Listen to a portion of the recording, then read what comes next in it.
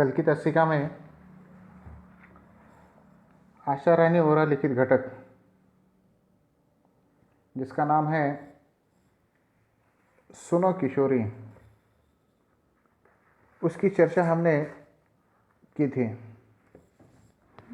लेखिका का परिचय, उसके बाद इस घटक में लेखिका आशा रानी वोरा जी ने क्या कहा है, यह भी हमने बताने का प्रयास किया था कल की तस्वीका में।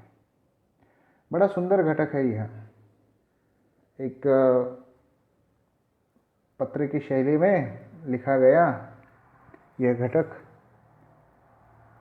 किशोर अवस्था में कदम रखने वाली जो लड़कियां होती हैं उसे संबोधित करके इस घटक का निर्माण किया है। लेखिका अपनी लड़की जिसका नाम है सुनंदा, सुनंदा को पत्र लिखती है। सुनंदा का पत्र लेखिका को आता है और उस पत्र में जो बातें आई हैं जो सुनंदा के द्वारा लिखी गई, उन बातों को पढ़कर जो सुनंदा की सहेली रचना जो है, रचना के जीवन में उसका दोस्त जो प्रेमी के तौर पर यहाँ पर दिखाई देता है, तो यह उम्र सोचने की उम्र होती नहीं और यह नासमझी की उम्र होती है।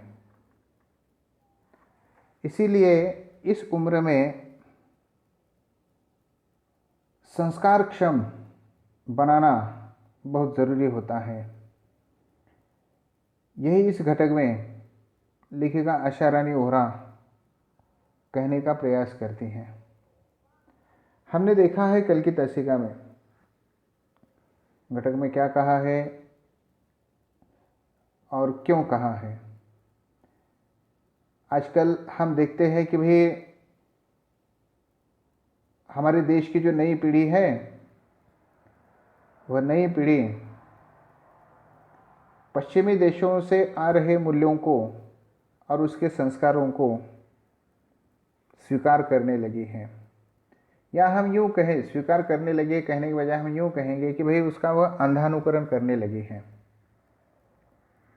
मैंने कहा था आपको कल की तस्वीका में, किसी विचार का, किसी बात का, किसी चीज़ का अनुकरण करो मगर अंधानुकरण मत करो।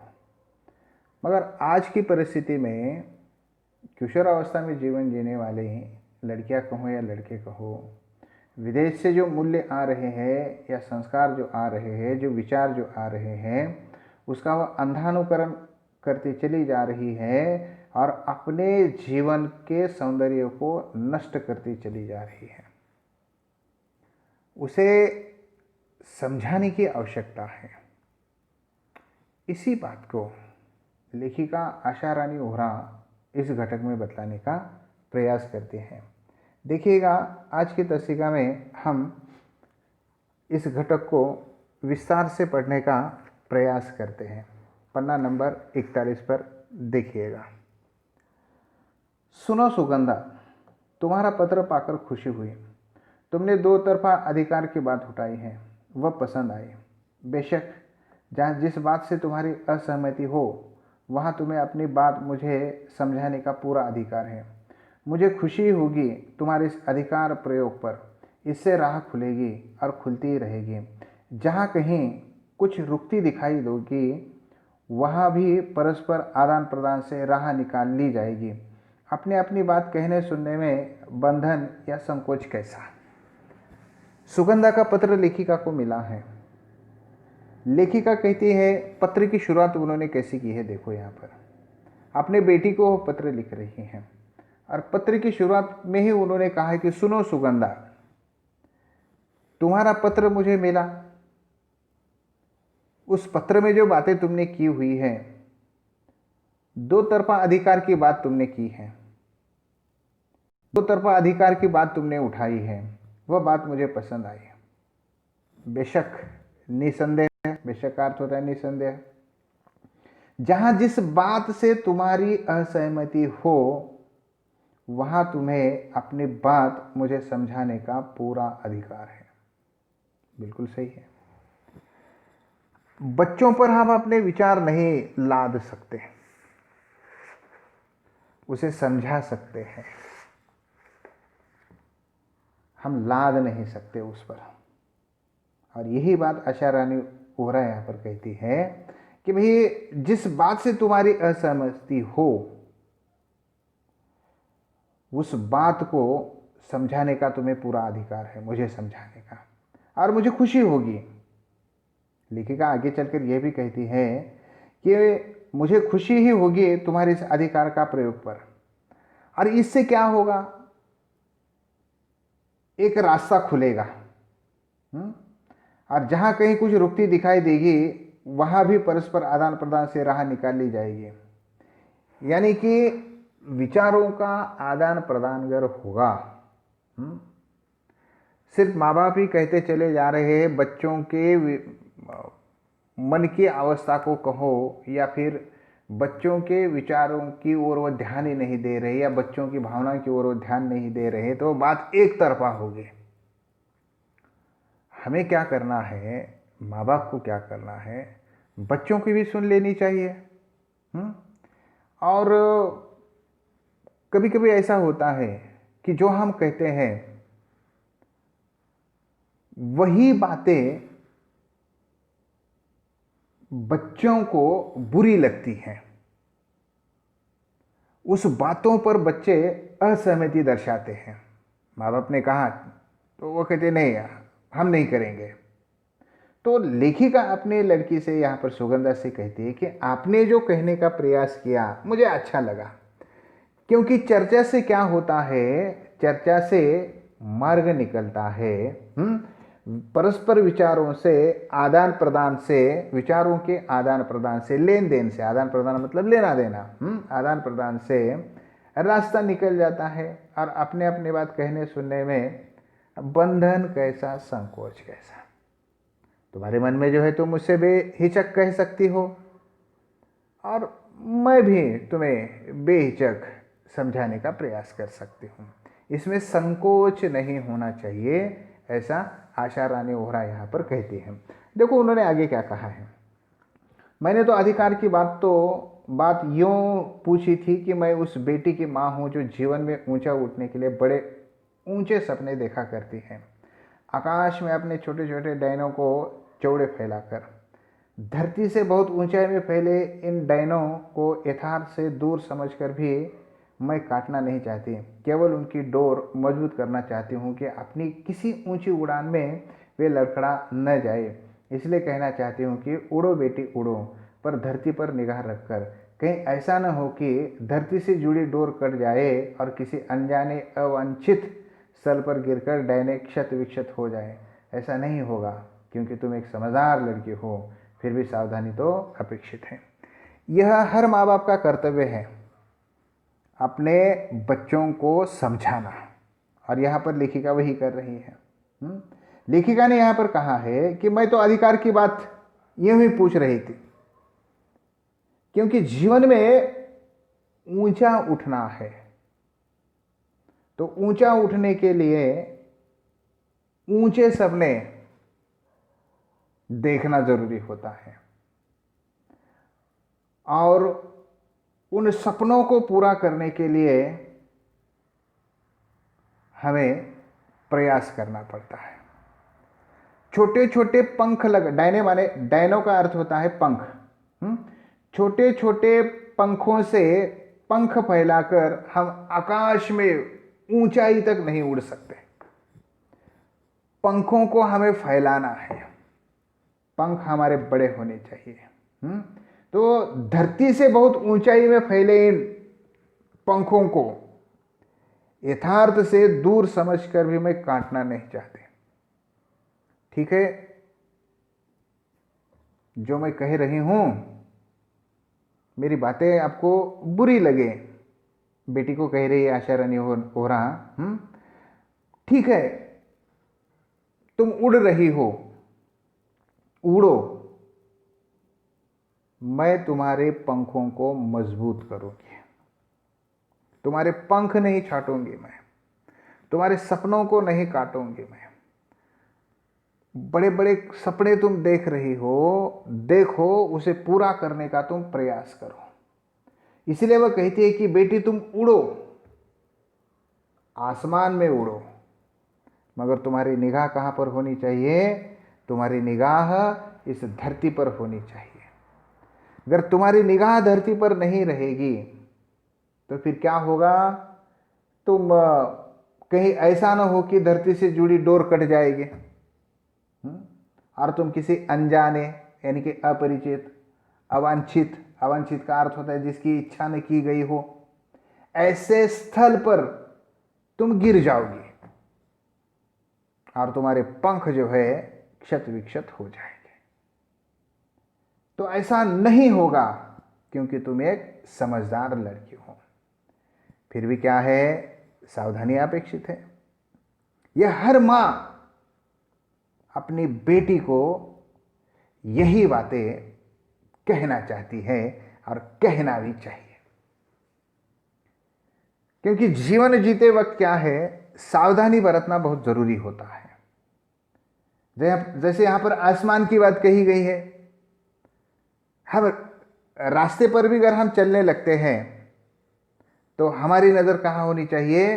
सामने रास्ते पर हमारी नज़र होनी चाहिए, नहीं तो हमारी नज़र इधर उधर भटकती रही, हमारे पैर को ठोकर लग सकती है और हम गिर सकते हैं। तो इसीलिए अब ये तो आसमान में उड़ने की बात है। अब आसमान में उड़ना मतलब बड़े बड़े सपने देखना और उन सपनों को पूरा करने का प्रयास करना। जब सपने पूरे नहीं होते हैं ना तो हमें बहुत दुख होता है। भाई बहुत बड़ा सपना हमने देखा, प्रयास भी हमने किया, मगर वो सपना पूरा नहीं हुआ क्योंकि हमें सही मार्गदर्शन नहीं मिला, सही राह दिखाने वाला हमें कोई मिला नहीं। इसलिए क्या हो जाता है? वह सपना हमारा पूरा नहीं होता, यानी कि हमारे पंख जो है, हम तो उड़ रहे हैं और किसी ऐसी जगह पर हम गिर जाते हैं, हमारे पंख जो है क्षत विक्षत हो जाते हैं। तो ऐसा नहीं होना चाहिए। लेखिका कहती है कि ऐसा नहीं होना चाहिए क्योंकि तुम एक समझदार लड़की हो। फिर भी जीवन में सावधानी बहुत जरूरी है, ऐसा लेखिका यहाँ पर अपनी बेटी सुगंधा से कहती है। शायद ये बातें आपके समझ में आई होगी। आगे देखिएगा लेखिका क्या कहती है। यह सावधानी का ही संकेत है कि निगाह धरती पर रखकर उड़ान भरी जाए। उस धरती पर जो तुम्हारा आधार है उसमें तुम्हारे परिवेश का, तुम्हारे संस्कार का, तुम्हारी सांस्कृतिक परंपरा का, तुम्हारे सामर्थ्य का भी आधार जुड़ा होना चाहिए। हमें पुरानी जर्जर रूढ़ियों को तोड़ना है, अच्छी परंपराओं को नहीं। कितनी सुंदर बात है यहाँ पर कही, देखो यह सावधानी का संकेत क्या है कि निगाह धरती पर रखकर उड़ान भरी जाए। जिस धरती पर तुम्हारा आधार है, तुम्हारा परिवेश है, तुम्हारे संस्कार है, तुम्हारी सांस्कृतिक परंपरा है,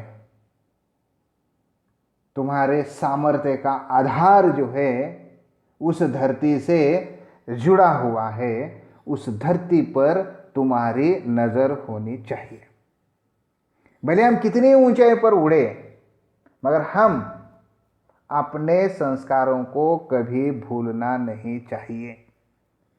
हम कितने ही बड़े ओहदे पर चले जाए, माँ बाप ने जो हमें संस्कार दिए हैं उन संस्कारों को हमें कभी नहीं भूलना चाहिए। इसलिए लेखिका क्या कहती है यहाँ पर, हमें क्या है, जो पुरानी जर्जर रूढ़ियाँ जो है, खोखली कालबाई जिसे हम कहेंगे, उन रूढ़ियों को हमें क्या करना है, तोड़ना है, अच्छी परंपराओं को नहीं। परंपरा और रूढ़ियों में क्या है, हमें फर्क दिखाई देता है यहाँ पर। क्योंकि परंपरा कैसी होती है? परंपरा निरंतर गतिशील होती है, वह समय के साथ बहती है। और रूढ़ी कैसी होती है? रूढ़ी स्थिर होती है। उसमें रीति नीति और समय के साथ वह अपना अर्थ खो देती है। इसीलिए ऐसी रूढ़ी को हमें क्या करना है? ऐसी रूढ़ियों को हमें तोड़ना है। और जो गतिशील जो है, जो नया विचार जो है, जो गतिशील हो रहा है, ऐसे विचारों को, ऐसी परंपराओं को हमें क्या करना है? आत्मसात करना है, हमें उसे स्वीकारना है। क्योंकि हम इस धरती से जुड़े हुए हैं, हमें संस्कारशील हैं, संस्कार हमारे पास है, संस्कार का आधार हमारे पास है, सांस्कृतिक परंपरा हमारे पास है। इसलिए हमें उस जर्जर रूढ़ियों को क्या करना है? तोड़ना है, ऐसा लेखिका कहती है। आगे देखो, परंपरा और रूढ़ी का अर्थ समझती हो ना तुम? नहीं। तो इस अंतर को समझने के लिए अपने सांस्कृतिक आधार से संबंधित साहित्य अपने कॉलेज पुस्तकालय से खोजकर लाना, उसे ज़रूर पढ़ना। यह आधार एक भारतीय लड़की के नाते तुम्हारे व्यक्तित्व का अटूट हिस्सा है। इसीलिए अब लेखिका क्या कहती है यहाँ पर? रूढ़ी और परंपरा के अर्थ को तुम समझती हो? अगर नहीं समझती तो क्या करो? उसके संदर्भ में बहुत सारी किताबें आपके कॉलेज के या महाविद्यालय के पुस्तकालय में होगी। उन किताबों को खोजकर तुम्हें लाना है और तुम्हें जरूर पढ़ना है। क्योंकि यह रूढ़ी और यह परंपरा, यही एक भारतीय लड़की के नाते, क्योंकि इसका आधार क्या है? एक भारतीय लड़की के नाते तुम्हारे व्यक्तित्व का एक अटूट हिस्सा है। विदेशों में यह रूढ़ी परंपरा हमें दिखाई नहीं देती। विदेशों की संस्कृति अलग है, भारत देश की संस्कृति अलग है। इसीलिए सारे विश्व में भारतीय संस्कृति को माना जाता है, पाश्चात्य संस्कृति को माना नहीं जाता। वहां की विचारधारा अलग है, यहां की विचारधारा अलग है। यह हमारे व्यक्तित्व का अटूट हिस्सा है। संस्कृति परंपरा है, उसे हम छोड़ नहीं सकते। छोड़कर हम सही मायने में जीवन जी नहीं सकते, ऐसा हम यहाँ पर कह सकते हैं। आगे देखो लेखिका क्या कहती हैं। बदले वक्त के साथ बदलते समय के नए मूल्यों को भी पहचान कर हमें अपनाना है। पर यहाँ पहचान शब्द को रेखांकित करो। बिना समझे, बिना पहचाने कुछ भी नया अपनाने से लाभ के बजाय हानि उठानी पड़ सकती है। देखो, बड़ी सुंदर बात। वक्त बदलता है, समय बदलता है, और बदलते हुए समय के साथ मूल्य भी बदलते हैं, नए मूल्य आ जाते हैं। उन नए मूल्यों को पहचान कर उसे हमें अपनाना है। अभी पहचान ये शब्द बहुत जरूरी है हमारे लिए। पहचान ये जो शब्द जो है ना, ये शब्द हमारे लिए बहुत जरूरी है। क्योंकि बिना पहचाने, बिना सोचे समझे हम किसी भी मूल्यों को अगर स्वीकार करेंगे कि भाई अब ये मूल्य बदला है, चलो हमें इसे स्वीकारना है, ऐसा सोचकर अगर हमने स्वीकार किया तो वह अंधानुकरण होगा, हमारे जीवन के सौंदर्य को वह नष्ट कर देगा। तो इसीलिए लेखिका अपने बेटी को पत्र के द्वारा कहती है कि भाई नए मूल्यों को पहचान कर तुम्हें क्या करना है? उसे अपनाना है। और बिना सोचे समझे, उन्होंने कहा है ना आगे, बिना सोचे समझे, बिना पहचाने कुछ भी नया अगर तुमने अपनाया तो उससे लाभ के बजाय आपको क्या है? हानि पहुंच सकती है, यानी कि आपका नुकसान हो सकता है। तो इसीलिए मूल्यों को पहचान कर ही उसे आत्मसात करना चाहिए। नए विचारों को पहचान कर ही उसे आत्मसात करना चाहिए, उसका अनुकरण करना चाहिए, ऐसा हम यहाँ पर कह सकते हैं। आगे देखो लेखिका ने क्या कहा है, समझ में आ रही होगी आपकी ये बातें जो है आपकी समझ में आ रही होगी। देखो लेखिका आगे क्या कहती हैं, पश्चिमी दुनिया का हर मूल्य हमारे लिए नए मूल्यों का पर्याय नहीं हो सकता। हमारे बहुत से पुराने मूल्य अब इतने टूट फूट गए हैं कि उन्हें भी जैसे तैसे जोड़कर खड़ा करने का मतलब होगा अपने आधार को कमज़ोर करना, या यूं भी कह सकते हैं कि अपनी अच्छी परंपराओं को रूढ़ी में ढालना। अब पश्चिमी दुनिया का हर एक मूल्य हमारे लिए नए मूल्य का पर्याय हो ही नहीं सकता। वहाँ से वह विचार आया है, वहाँ से वो मूल्य आए हैं और हमने उसे स्वीकार किया है, हमारे लिए वह पर्याय नहीं हो सकता। हमारे भारतीय संस्कृति के भी कुछ मूल्य क्या हो गए हैं, टूट फूट गए हैं, पुराने हो गए हैं। उसे जैसे तैसे जोड़कर हम क्या है खड़ा करने का प्रयास कर रहे हैं। तो इसका मतलब यह होगा कि हम अपने आधार को कमज़ोर बना रहे हैं। तो हमें भी क्या करना पड़ेगा, जो टूटे फूटे जो पुराने जो मूल्य जो काल भय हो गए हमारे संस्कृति के, जो रूढ़ी बन गई है, वह परंपरा जो रूढ़ी बन गई है, उन्हें हमें क्या करना पड़ेगा, हमें छोड़ना पड़ेगा, हमें त्यागना पड़ेगा उससे।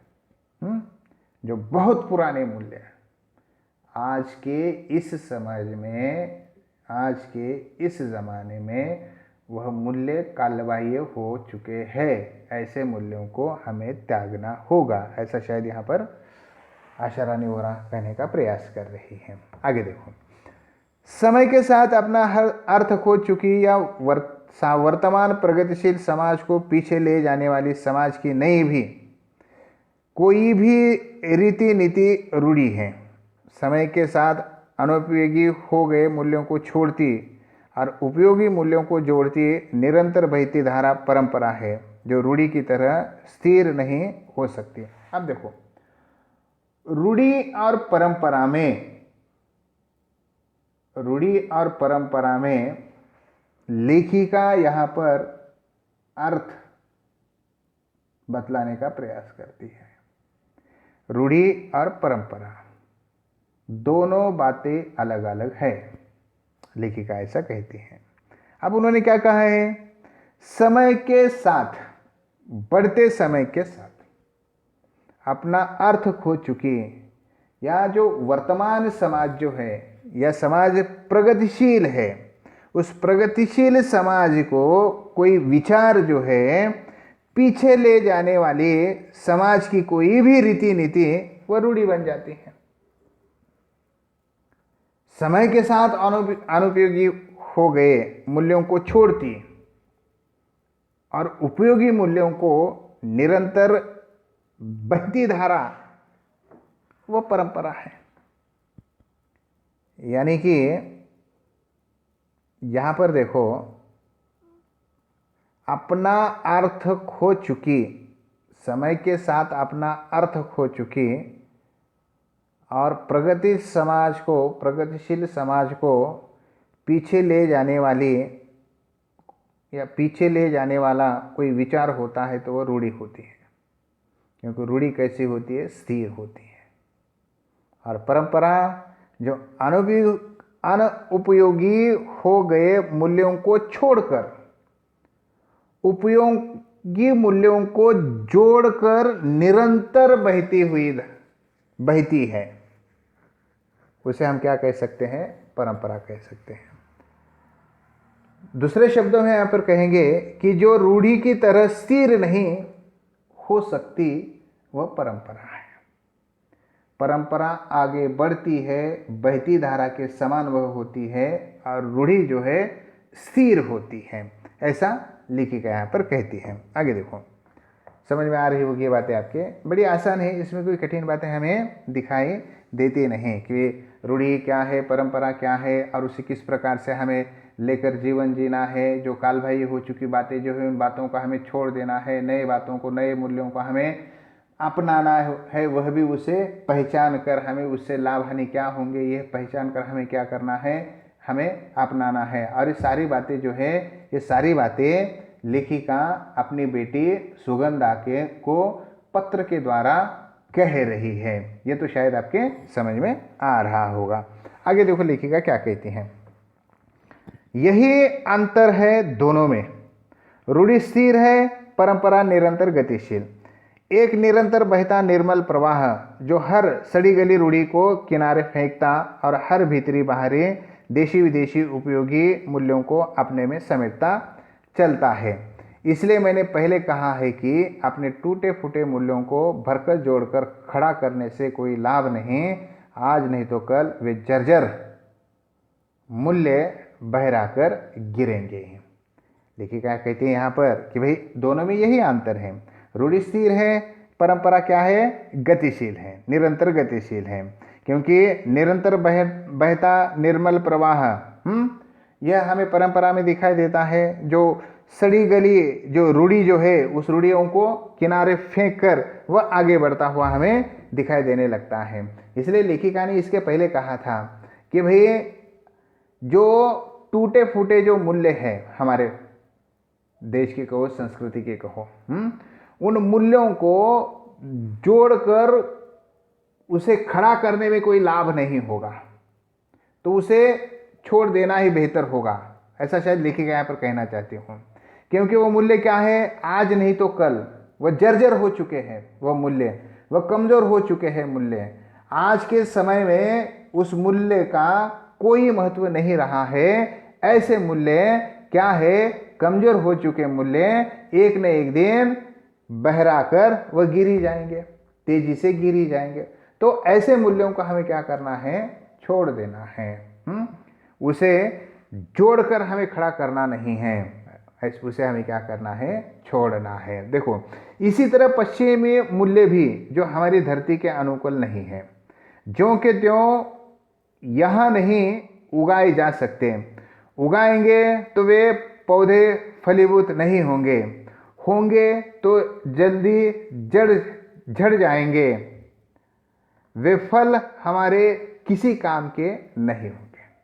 अब जिस प्रकार से हमारे भारतीय संस्कृति की जो कालबाह्य मूल्य, उन मूल्य जो जर्जर हो चुके हैं, हमारे लिए कुछ काम के नहीं है, उन मूल्यों का हमें छोड़ देना ही चाहिए। उसी प्रकार से जो पश्चिमी देशों से आए, पश्चिमी संस्कृति से आए जो मूल्य जो है, वो मूल्य भी हमारे इस धरती के अनुकूल नहीं हो सकते। उन मूल्यों को हम यहाँ इस धरती में ज्यों के त्यों नहीं उगा सकते। यानी कि वहां से जैसे आए हैं वैसे हम उसका स्वीकार नहीं कर सकते। अगर समझो हमने उसका स्वीकार किया या उन मूल्यों को हमने उगाने का प्रयास किया, वह उगाएंगे, उगाए जा सकते हैं, वह उगाएंगे तो वह फलीभूत नहीं होंगे या वह बड़े नहीं होंगे, या फिर होंगे भी तो जल से क्या है, झड़ जाएंगे, या फिर वह फल हमारे किसी काम के नहीं रहेंगे। भले हमने उन मूल्यों को स्वीकारा, बिना सोचे समझे स्वीकारा, तो हमारे जीवन को उसका कोई लाभ नहीं होगा। इसीलिए ऐसे मूल्यों को हमें क्या करना है, सोच समझ कर ही ऐसे मूल्यों को हमें अपनाना है। ऐसा लेखिका यहाँ पर बतलाने का प्रयास करती है। हम यहाँ पर रुकते हैं। जितना भी हो चुका है उसे पढ़ने का प्रयास करो। सबके पास किताबें हैं। जितना भी हो चुका है बड़ा आसान घटक है, बड़ा सुंदर घटक है। एक किशोरी अवस्था में जीवन जीने वाली जो किशोरावस्था की लड़कियां जो होती हैं, उन लड़कियों को एक इस घटक के माध्यम से बड़ी सुंदर सीख आशा रानी वोहरा जी ने दी हुई है। एक बार इस घटक को हम पढ़ते हैं तो ये घटक हमारी बिल्कुल समझ में आ जाता है। तो ठीक है, हम यहाँ पर रुकते हैं। बाकी की बातें हम आने वाली तस्वीर में